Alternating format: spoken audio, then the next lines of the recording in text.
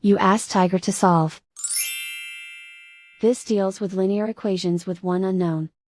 The final result is x equals 3225. Let's solve it step by step.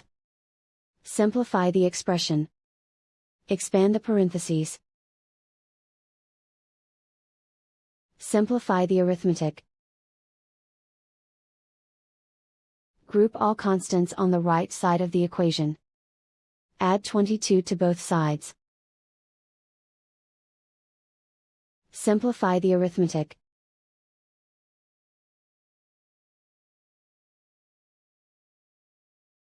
Isolate the x. Divide both sides by 0.04. Simplify the arithmetic.